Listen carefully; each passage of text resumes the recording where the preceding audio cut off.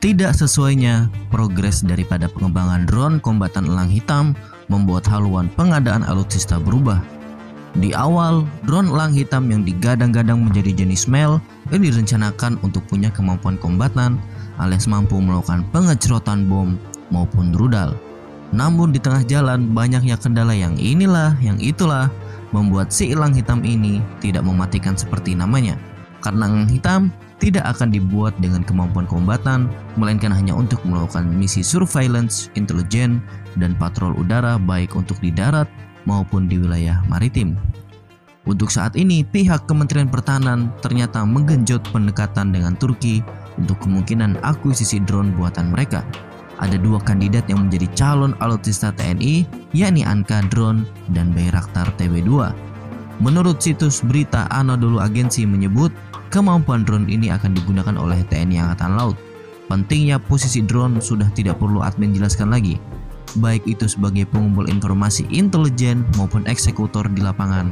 Drone memang sangat mematikan di perang modern. Berbicara tentang drone yang akan diakuisisi Indonesia, memang masih belum ada keterangan lebih detail apakah nanti drone-nya dibeli dengan TOT ataupun tidak.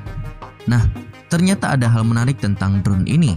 Baru-baru ini Malaysia rupanya diam-diam tengah menyiapkan anggaran untuk beli drone dari Turki yang ditargetkan akan diterima di tahun 2025 dan akan beroperasi di awal tahun 2026, dan yang menjadi kandidat kuat ialah drone ANKA-S dari Turki. Melansir dari laman airspacereview.com, Malaysia diperkirakan akan mendapatkan Medium Altitude Long Endurance Unmanned Aircraft System pada tahun 2025 dan memulai operasinya pada awal tahun 2026. Wakil Menteri Pertahanan Malaysia Dato' Seri Iqmal Hisam Abdul Aziz mengatakan, Kementerian Pertahanan telah menyelesaikan semua proses evaluasi tender untuk memperoleh drone ini bagi Angkatan Udara Kerajaan Malaysia. Ya, dijelaskan Dewan Pengadaan Kementerian telah mensertifikasi tender yang dipilih dan menyerahkannya ke Kementerian Keuangan pada bulan Juli kemarin. Keputusan akhir akan diketahui bulan ini sebagaimana diberitakan oleh Bernama. Pesawat tanpa awak ini akan menjalankan misi Intelligence, Surveillance and Reconnaissance atau ISR untuk mengurangi gap kapabilitas saluran informasi hampir waktu nyata ke Angkatan Bersenjata Malaysia, khususnya di Laut Cina Selatan dan Pantai Timur Sabah.